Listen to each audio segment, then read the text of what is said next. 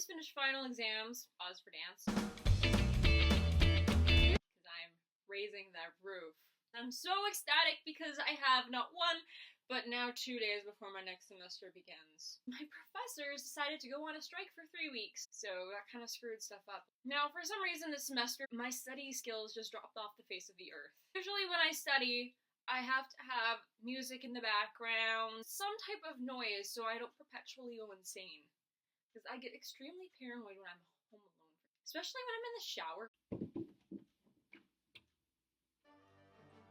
What's that? Did you hear that too?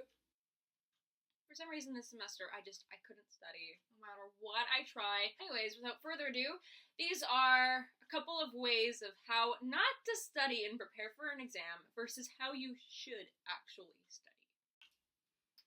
Okay. Auditory pathway. So it enters through the ear canal.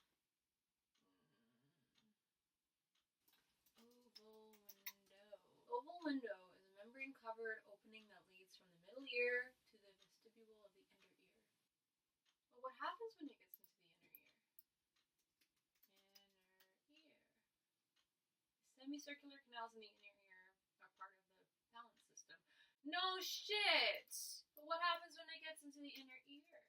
I don't want to know the purpose of the inner ear. I want to know what happens when it gets inside the inner ear.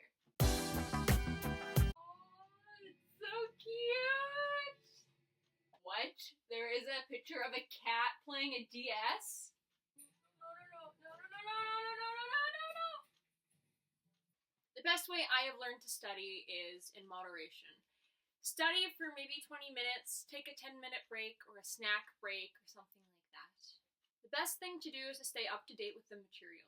Usually the professor will either post on the syllabus what the lecture is going to be on, or like what chapter in the textbook, or sometimes the professor will actually post the notes for the class before the class.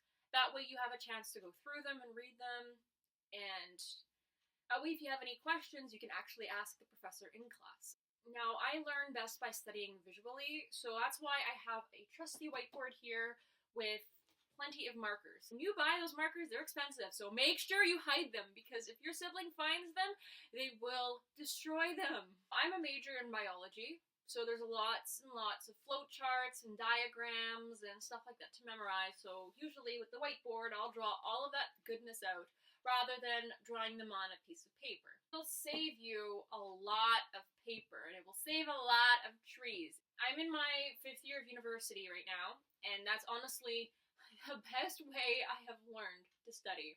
Another tip I will give you is if you're struggling in class to learn something, don't use Wikipedia. Just don't. If you have any questions pertaining to the topic, you can always contact a teaching assistant or TA. There's also your professor. If you don't understand anything, you can always go and utilize them after class or before class or through email or seeing them and making an appointment at one of their offices. That's usually very helpful as well. And don't be afraid of professors. For equipment, if you're taking a lab, there are things that you're gonna need, of course, like a Oh, that hurts so good. If you're in a lab like me.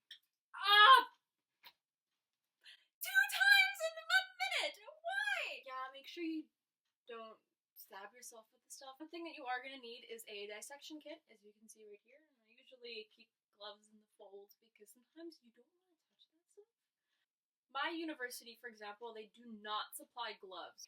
We dissected dead rats and stuff like that. They're bred in captivity for the reason of dissection, but in all honesty, it's probably safer to use the gloves because you never know. There's always that possible contamination, and quite frankly, I have a weak immune system and I am not taking the chances of getting any kinds of diseases from those things. Another thing that you will most likely need is if you're in a chemistry lab is a lab coat, which is in my closet and I'm too lazy to get out, and safety glasses.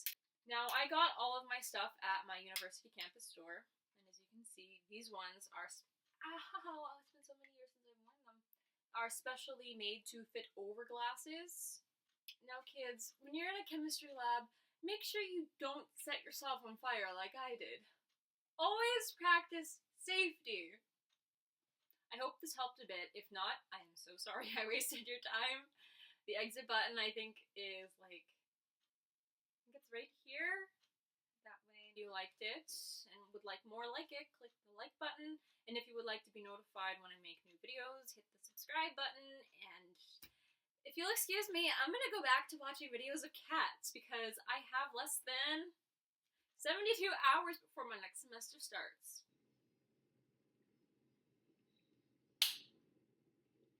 Turn it on!